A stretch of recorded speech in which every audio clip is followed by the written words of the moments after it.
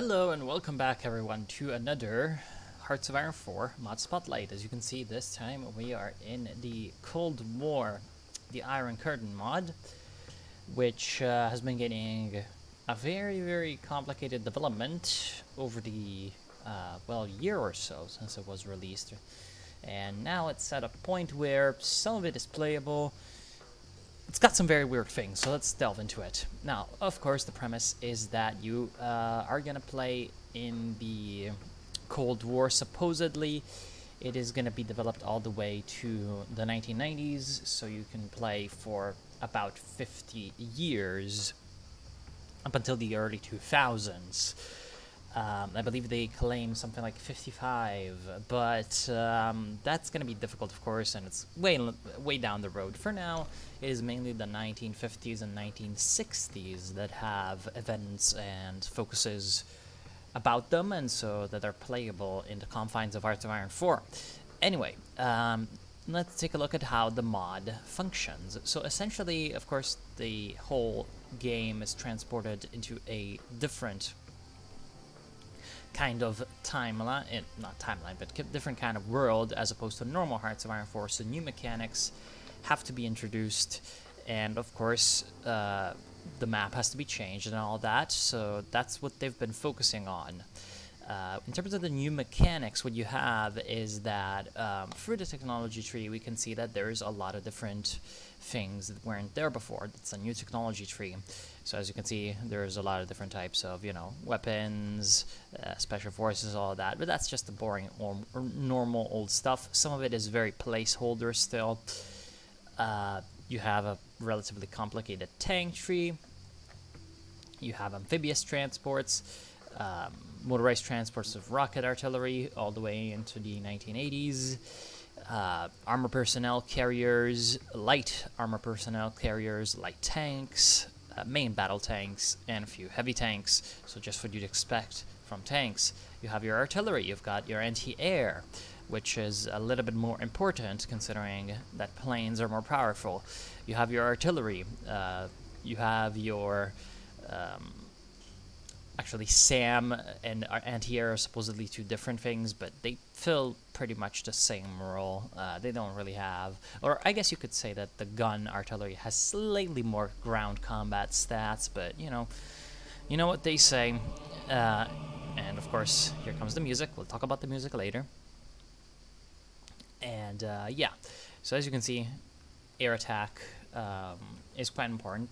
You've got your anti-tank guns, which later become ATGMs.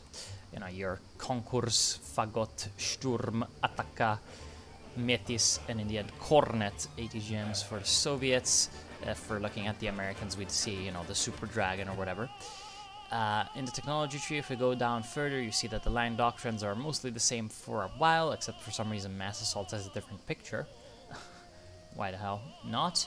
And then it turns into a lot of placeholder icons that are essentially supposed to continue the Doctrine tree, because of course normal Hearts of Iron 4 is supposed to last like 8 years, from 1936 to 1944, 1945, sometimes a little bit later. So of course you can finish the Land Doctrine tree by quite a bit earlier than that. Even it needs to be expanded if the game is to last longer.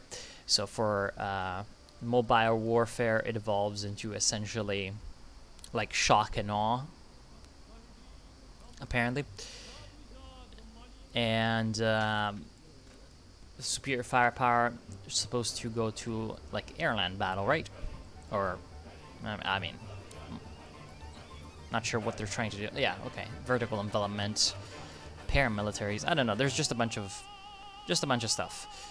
Then there's, of course, Grand Battle, which was forgotten, and then the Soviet Doctrine, which either branches off from mass mobilization, guerrilla warfare, into people's war.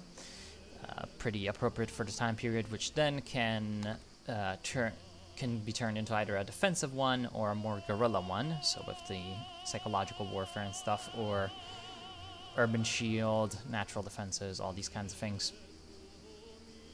And then 4th generation warfare, blah blah blah, all what you'd expect. Or you could branch off from deep battle into some other stuff. Maskirovka, regionally aligned forces, or flying tank doctrine. Okay, so kind of like, yeah, okay. Either branching off into a more air-focused and special forces and tanks, or light mechanized, light artillery, infantry. Just what you'd expect. Then you have the Naval, which is also very expanded. You have corvettes, pretty predictably. You have frigates, pretty predictably.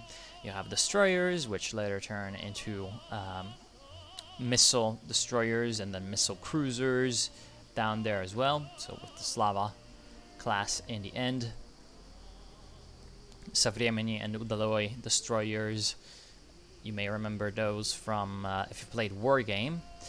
And then you have your aircraft carriers, your nuclear battlecruisers, so the Kirov class, also pretty great little ship. And then, if you want, you can even have a guided missile battleship. So much in the vein of like the modernized Iowa class, so like the Missouri.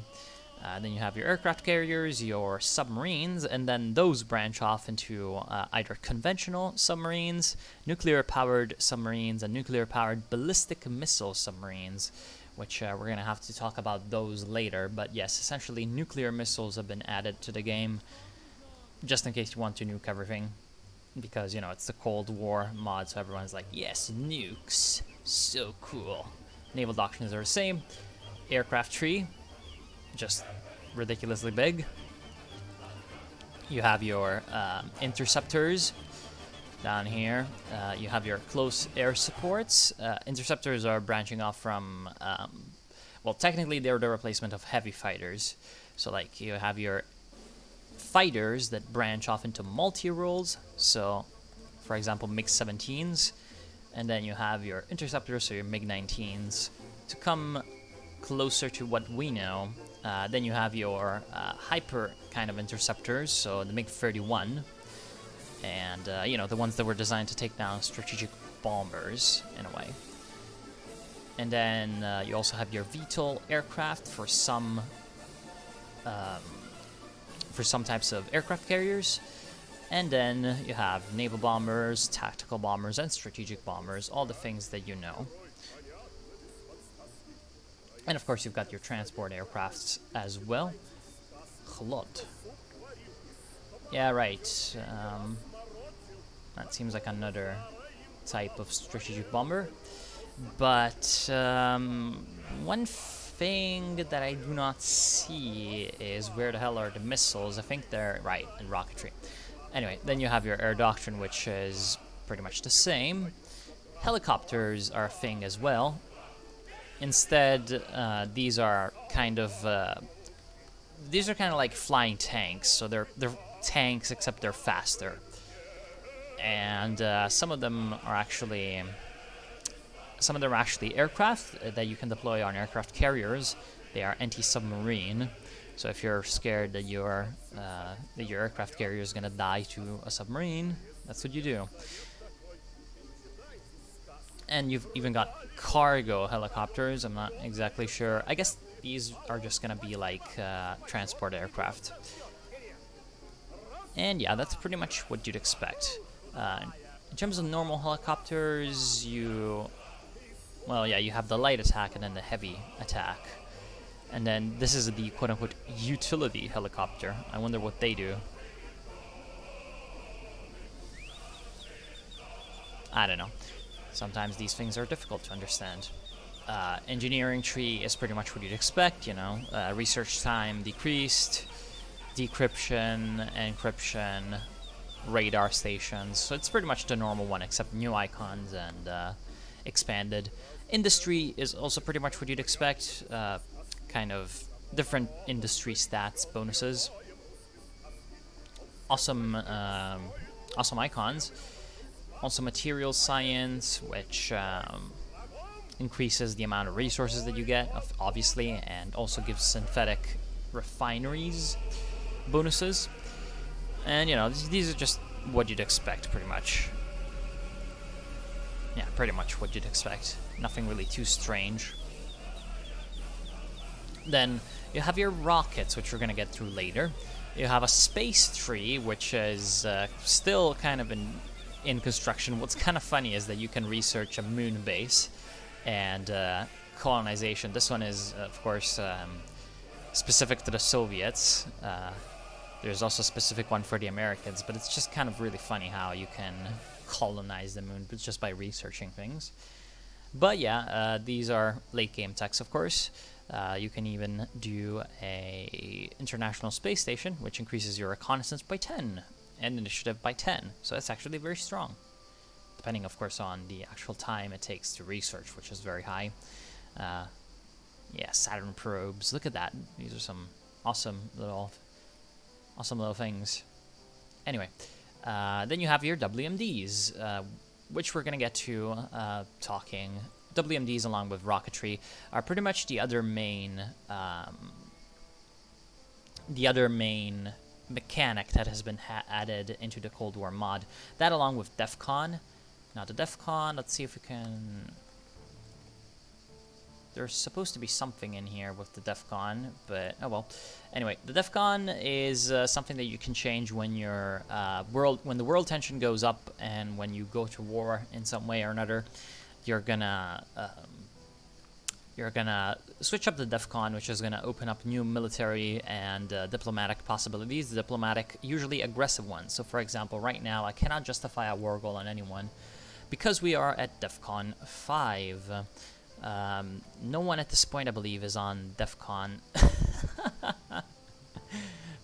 Anyway, no one, I believe, right now is on less than DEFCON 5. So, oh wow, you do not like Nazis. Interesting. Ongoing colonial wars. Yeah, okay. So that's pretty much the DEFCON stuff. It's supposed to have a UI feature appear somewhere, but I think I need to disable the state transfer tool to do that. Anyway, so other than that, you can do rockets and nukes. So rockets and nukes, you can also do actually chemical weapons, so including mustard gas, white phosphorus, sarin gas, defoilants, and VX, which is not a savory thing. And if you enable these and you have them in your stockpile and you have Waking the Tiger, you're gonna open up a general ability actually about using these chemical weapons. So actually, I wonder, I should just how about we produce some of that just so that I can show you. Let's get the game running at a relatively normal speed while I'm talking. So essentially that's what that is. It's just kind of like, yes, you can use chemical weapons, so awesome. You can also use nukes.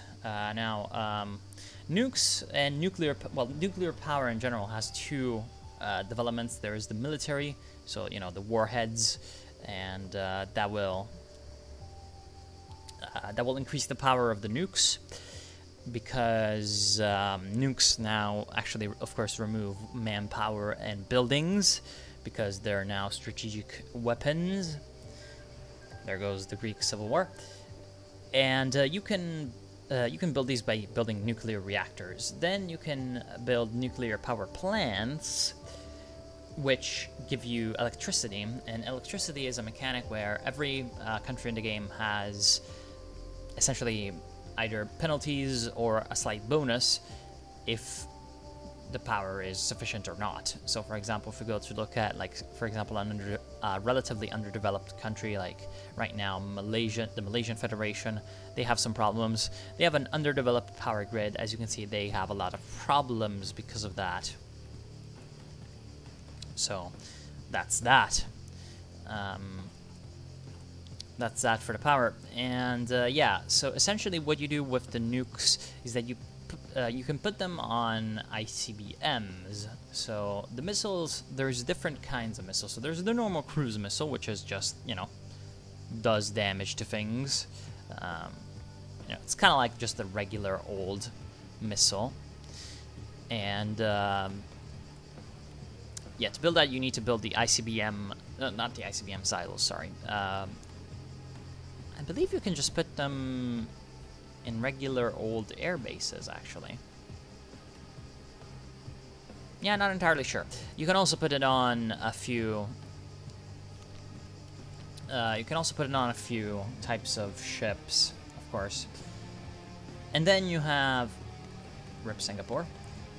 Then you have your kind of short-range ballistic missiles, SRBMs, which are deployed on submarines. And then you have your ICBMs, which are deployed on ICBM silos on the mainland.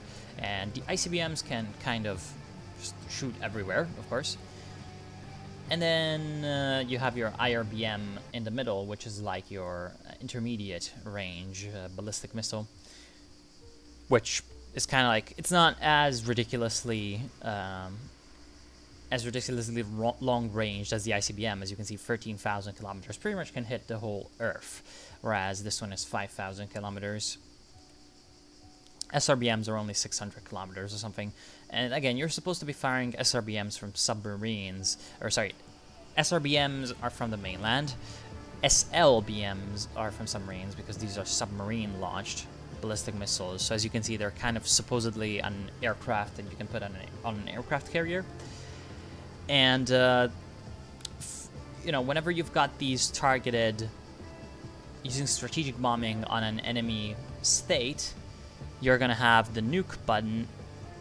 You're gonna have the nuke button lit up because you do not need air superiority anymore to nuke things. You can just nuke them, and yeah, that does massive damage, as you probably saw. So yeah, you can strat nuke people.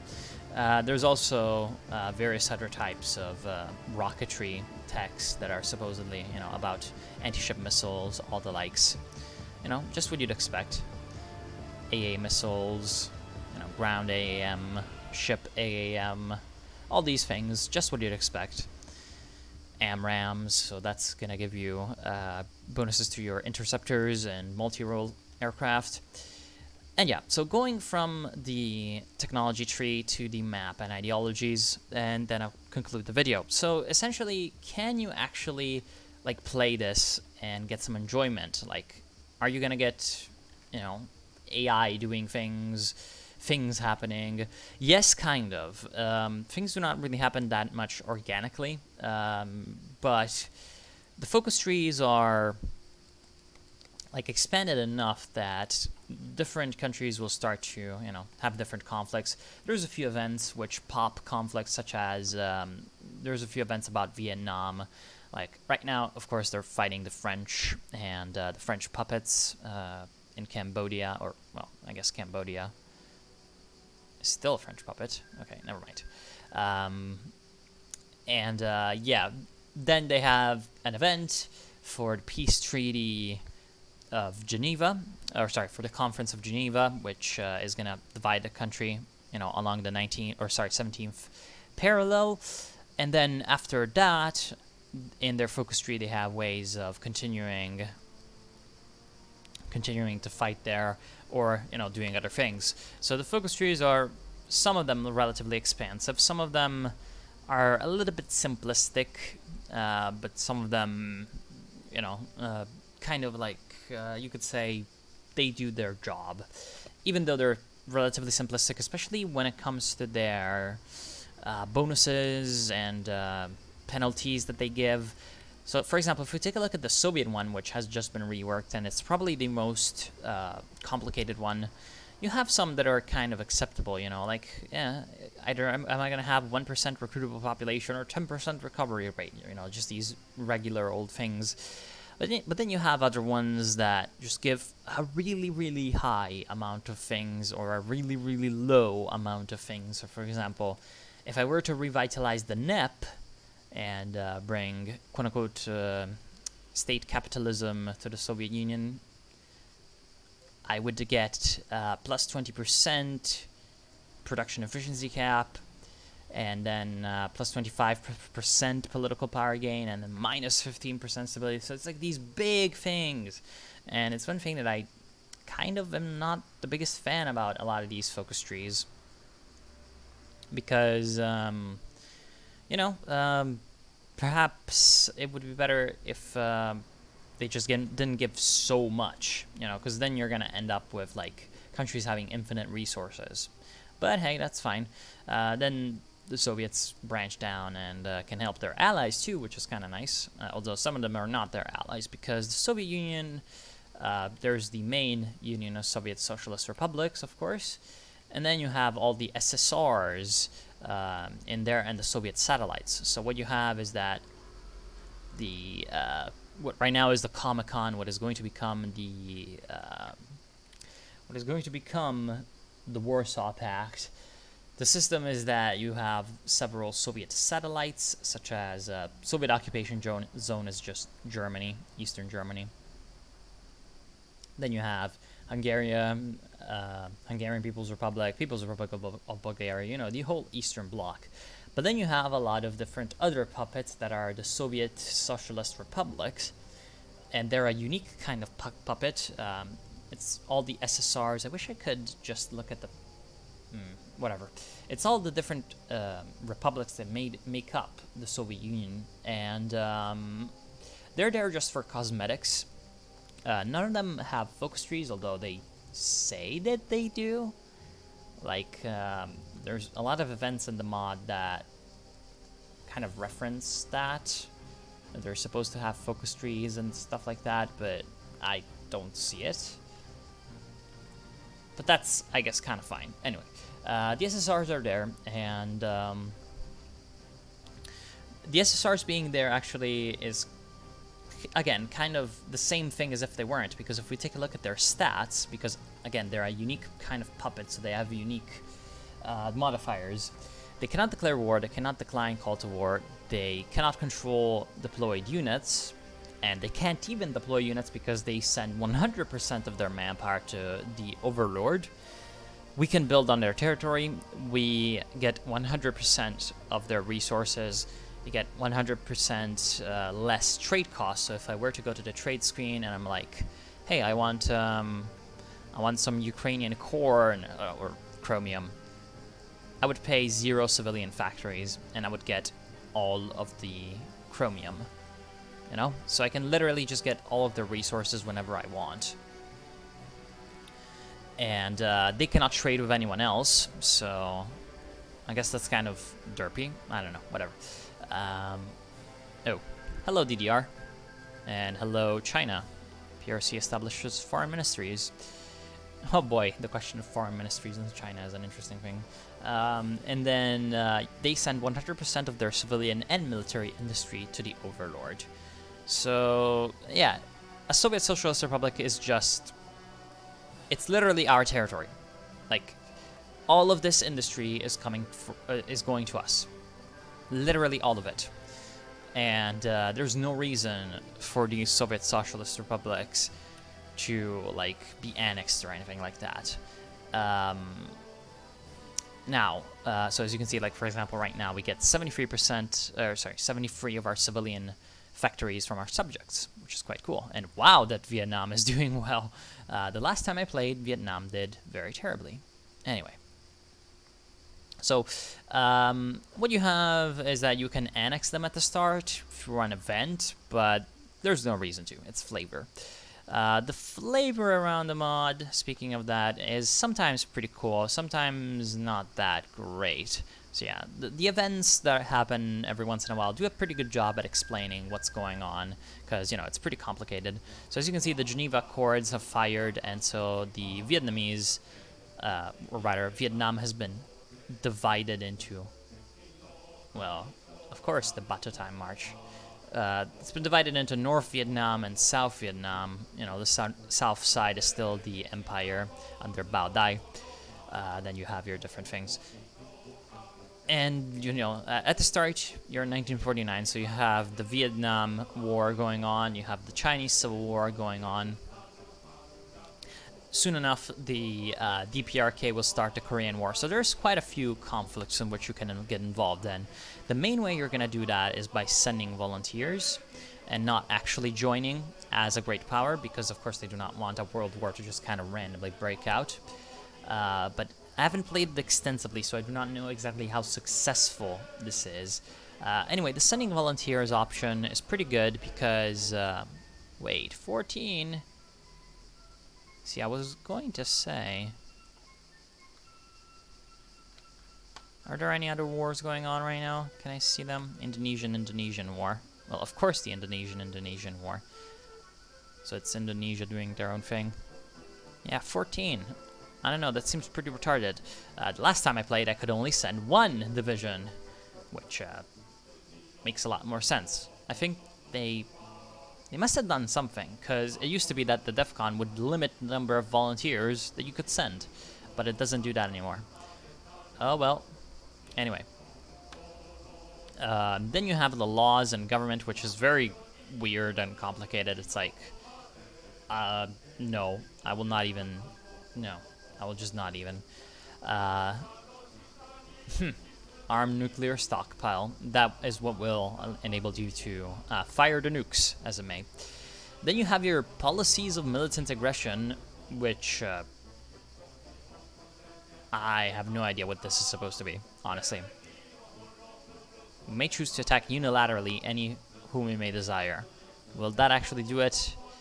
Doesn't seem like it. Nope. So yeah, doesn't seem like it actually does anything. Doesn't seem like it actually does anything. Forced government changes, I don't know. This is just kind of very weird. Anyway, at the start, of course, NATO is a defensive alliance, so they're not actually like a faction. Only the common form is a faction. This is so that, you know, if any NATO country actually gets involved in a war or two, they don't drag in literally everyone, which is a pretty good idea. And that prevents, for example, Vietnam from being just overrun by the entirety of NATO in 1949. Which is quite good. There is a decolonization kind of mechanic. Countries do start to break off from the colonies. There's a few focus trees in the developing world and a few in the minors in Europe, although some of them are kind of eh. Some of them are kind of eh. Of course, you can make the greater Serbia, you know. And wow, you did not give me a choice on this. And I was actually reading about the Sino-Soviet treaty, but, you know, that's a talk for another day. And apparently that just forced it on me. Interesting. And yeah, as you can see, sometimes this mod is not really afraid of, I guess you could say, hot topics.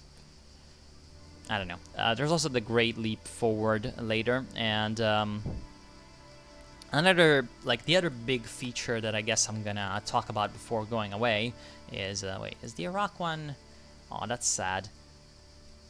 The other, like, big feature is that a lot of these focuses, not all of them, but a good amount of them, actually get switched over when you either switch leader in the case of the Soviet Union, I believe.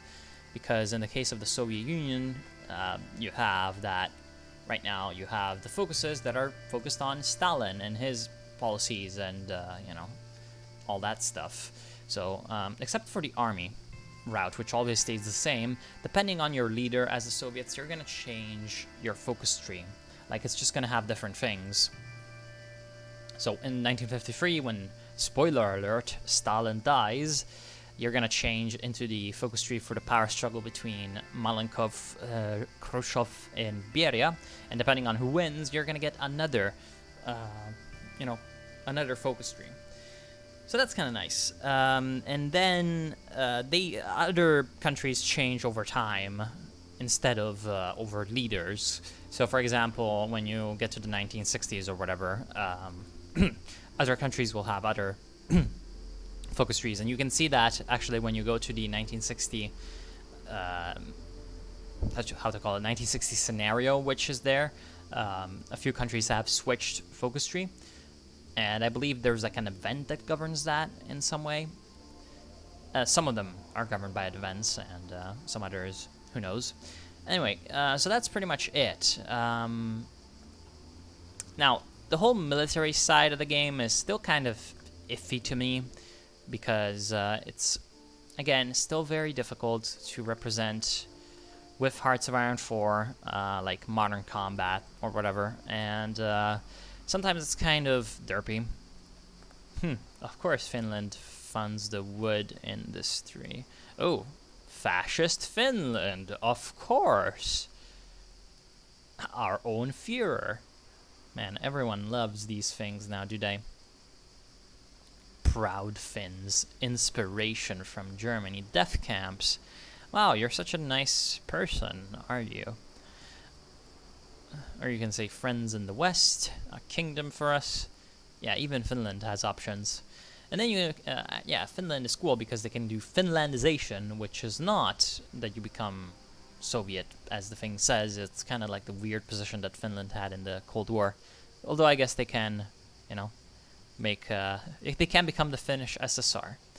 That's kind of nice. The other thing, I guess, other than the laws and government and stuff, which is very, very, very, very strange, is the amount of ideologies that there are.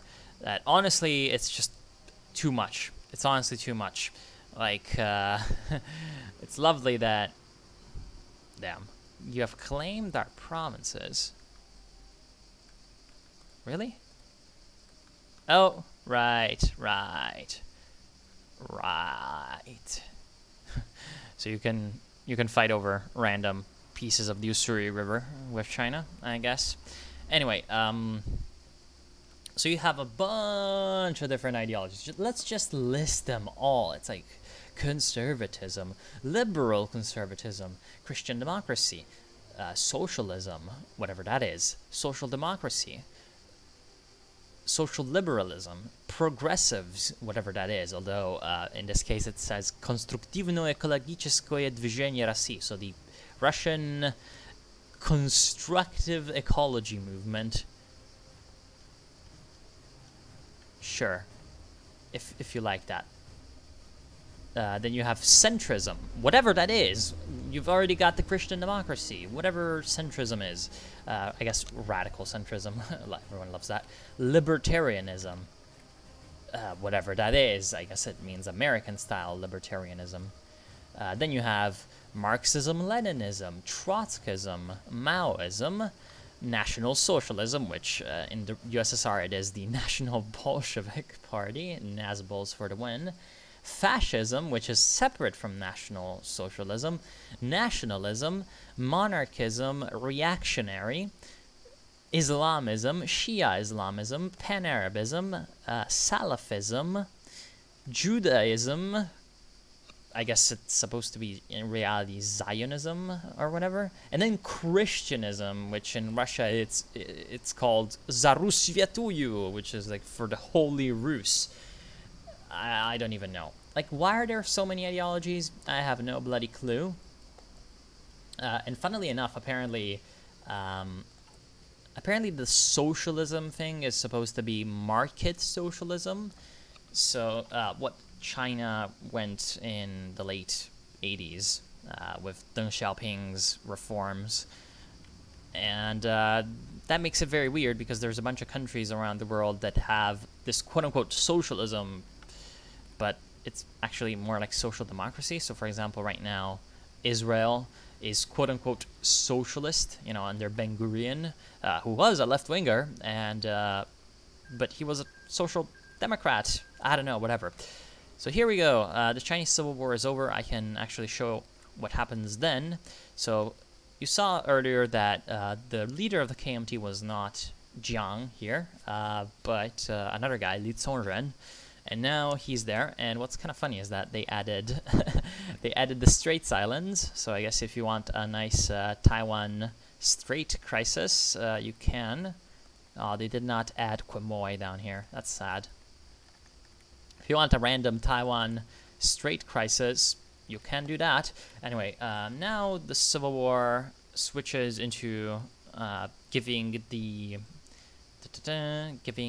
ROC a lot of different stuff to kind of fortify Taiwan and kind of entrench themselves over here. The PRC can try to secure a way to take Taiwan, but most likely from here we are gonna retreat to Manchuria. Huh. Moscow mission.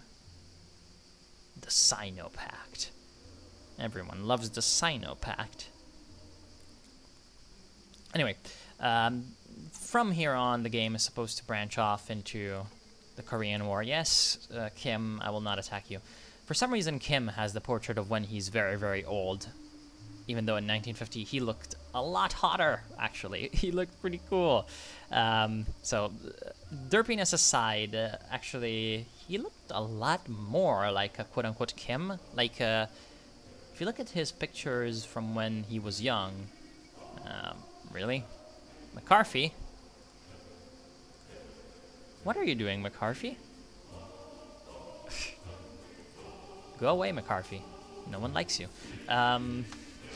Yeah, so when he was, you know, doing his thing, he looked a whole lot more like Kim Jong-un looks today. It's actually kind of eerie, because you're used to these, like, portraits from when he's old, being all over North Korea. Anyway, tangent aside, PRC approaches the USSR.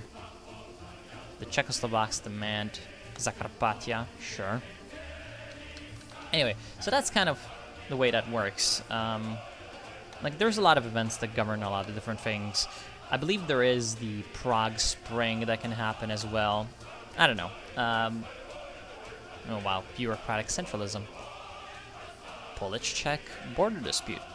De-Stalinization. Anyway, so there's a lot of different things that you can do all over. And there's also, as you can hear right now, lovely Red Cavalry. There is also a Cold War music mod, or sorry, that's not the Red Cavalry, it's the Echelon song. Cold War music mod, which is just, it's got a lot of stuff. It's got a lot of stuff. A lot of it good. In fact, most of it very, very good. I love Beijing Tiananmen. Everyone loves that. No Communist Party, New China. So if you want a lot of tanky music, it is there. It's also cool that there's a lot of music from World and Conflict, which kind of adds like the eerie Cold War, quote-unquote, kind of thing. There's also a lot of music from East versus West, which was, well, technically you're not supposed to talk about that if you're, you know, if you're talking about Paradox games, you just can't talk about that. You have some Vietnamese music, of course, Latin America music, the Bulgarian rock, how glorious. You have, of course, some nice Polish music, you know, Marsz Marsz Dabrowski, and some nice German stuff. Of course, you know, all of it is very, very good for the Eastern Bloc, but you have some great, awesome music for the West as well, which is usually not the case. But here we're starting to head into the 60s and 70s, so they can actually start to add some good Western music that's not classical. So I do like that. And of course, this is probably all very copyrighted, and so I will not get any bloody monies from this video, but it's fine, it's fine. Ooh, Uzmarshalatita, yes, so there's Yugoslavia. Yugoslavia music is, and there's this one as well. So on this note, yeah, now that you know that these guys are not afraid to go into meme territory, I will, of course, link the mod in the description. And I hope that you'll try it. Hope that you'll, you know, check out how it works.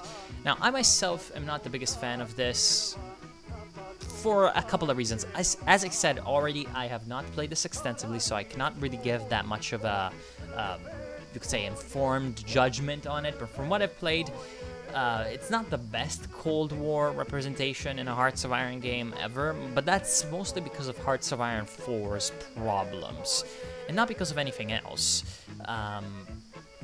Really, the thing is, Hearts of Iron 4 is just not meant to handle dynamic diplomacy. And until they can really ramp up the nation building and foreign policy that you can do in focus trees, something along the lines of what this USSR tree is all about, and something along the lines of what, for example, the South Africa tree, oh, of course I click on it when they're doing that, go away, disgusting piece of shit. something along the lines of that. Kind of also what the Americans can do, because they do have a couple of nice options when it comes to their foreign policy things. But again, once they find a way to make it work kind of like Kaiserreich or Führerreich, it's going to be a lot better, and it's going to have a lot of potential. But, you know, you've probably already seen this, wait, what? Founding the new China. Xinjiang. So, of course, People's Republic of China is around there. Good. Good for you. So once they do that, you know, mod has a lot of potential, but of course you've probably seen this states map mode. What? No, I'm pretty sure this is supposed to be something else. Supply areas. It also gives me other information on these states. It's probably the urbanization. Anyway, so as I said, you've probably already seen this mod somewhere all over the whole Hearts of Iron 4 YouTube scene, but, you know, I guess I just wanted to chime in. So, if you've enjoyed, drop a like, and, you know, check out the mod. It will be in the description. Hope you've enjoyed. I'll see you soon. And, you know, usta się Turcji. Have a good day.